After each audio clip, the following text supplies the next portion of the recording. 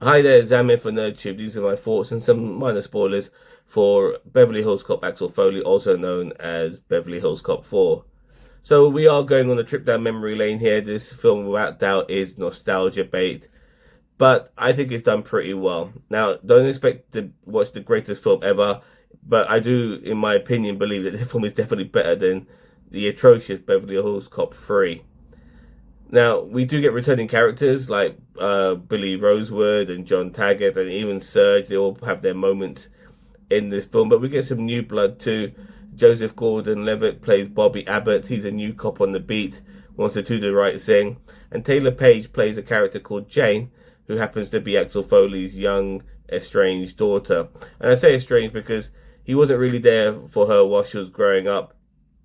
He was too busy being a cop instead of dealing with the growing pains of being a father and having a kid and taking care of their needs. So even though he cares for her and will do anything for her when he's with her, she really wants nothing to do with him. But she has no choice but to be with her father, so to speak, because she does get in some trouble being a lawyer while she's working in LA because some members of this drug organization want her to shut her up because she's involved in a case with a young lad who has been, as far as she's concerned, framed for committing a drug smuggling crime, which she obviously believes he didn't commit.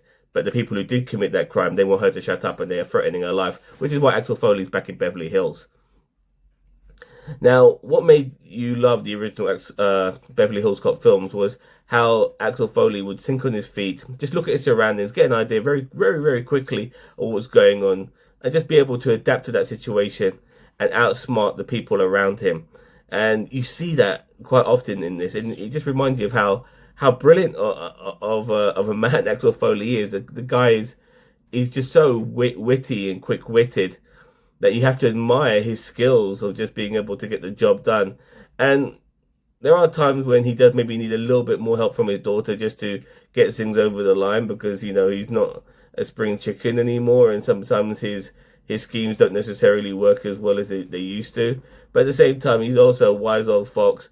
And because of all that knowledge of how to do like these sort of like cons on, you know, on the fly, so to speak, he does get the job done at time, being able to appeal to you know, to people in a way that makes them do what he wants to do, whether it be just get some information out of them or go to another part of a building where he's dealing with people at the front of a desk or things like that. It's really intriguing, really cool to see when Axel Foley's doing those things that have always been a trademark of his personality. Once all the members of the gang get back together again, and it's really nice to see. We also have other characters as well, like Paul Razor, who played Jeffrey in the earlier films as well. He's there too, just being a cool friend to Axel Foley whilst they're in Detroit.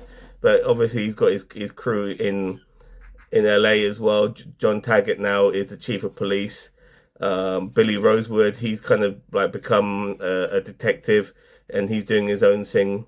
So yeah, we get to see all of these moments, the evolution of these characters. But when they do get back together again, it kind of reminds you of why you loved them as a crew as well. So yeah, it was fun. I did enjoy it. Once again, you have to just take this for what it is. This is just a bit of nostalgia bait, done well in my opinion, and it put a smile on my face. This is nothing amazing. It's not breaking the wheel or rewriting history of breaking the wheel. I do apologize. Inventing the wheel or anything along those lines.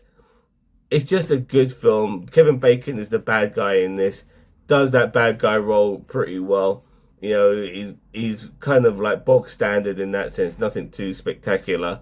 Nevertheless, it's not giving you too many twists. There are some funny sort of Beverly Hill Cop moments that only a film like this can offer. Like there's a part where they want to investigate this house, so Axel Foley, Abbott, and Jane, they go to the house next door to pretend to look like they're going to buy it, and the estate agent lady, she's so dizzy and so funny.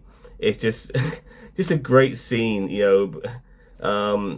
to see how all that plays out. It just really made me laugh, and it was just really well acted and well performed, and that sort of silliness that you get from Beverly Hills Cop. It just reminds you of how bizarre this section of Los Angeles is in its own right. It's a good film, not a great film. I'll give it. See, I feel like if I give it something like a 7 out of 10, I'm doing it a disservice because because I'm almost embarrassed to admit that I liked it as much as I did. But if I gave it an 8 out of 10, I would make it sound like the film's better than what it is. If you know the difference, I like the film more than I should have, but I don't expect people to appreciate the film as much as it is, as good as it is, because it's not that great. But I liked it, if you know what I mean. So I'm gonna go out on a limb and give it. I'm gonna give it that 8 because I liked it and I had a good time with it, and it was better than I expected. And just seeing Eddie Murphy, who's a legend of an entertainer, by the way. Let's not deny that the guy is pure legend, and we have to acknowledge that. Fantastic actor, looks great for his age. The guy's 63. Looks like he's 43. You know, so yeah, props to him. Good stuff. If they do a 5th one, do it soon before some of these guys get so fucking over the hill.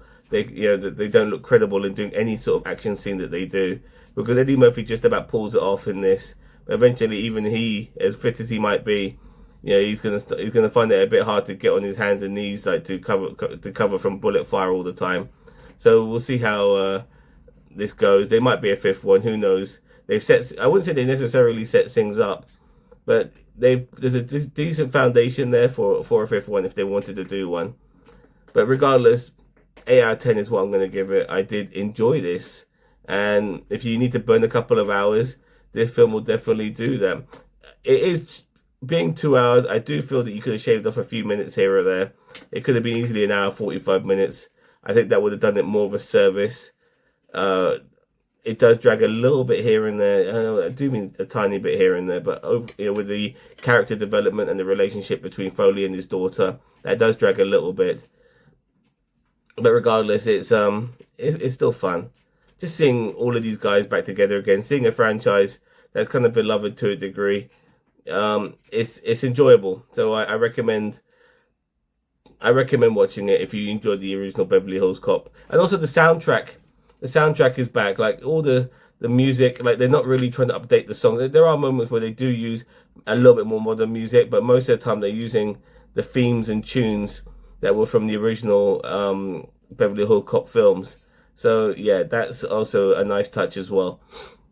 Anyway, let me know what you think regarding this movie. Did you enjoy it as much as I did? I'm almost embarrassed to say that I liked it. I should be hating this film. I should be, but no, I liked it. Even though the Rotten Tomatoes score is 65%, a Metacritic score of 56%, and an IDM score of 6.7%, I mean, they're all above 50%, so I guess that makes it better more good than bad. So, yeah, just make your own opinion from that. I liked it. I shouldn't be ashamed to say I liked it, but I am, and that's how it is. Anyway, regardless, don't forget to like, share, subscribe to NerdTube. We're the greatest social media channel you never heard of. We're on a variety of different platforms, including TikTok, so check us out there, as well as YouTube, of course. Anyway, if you've already forgotten, the name's NerdTube. Remember it.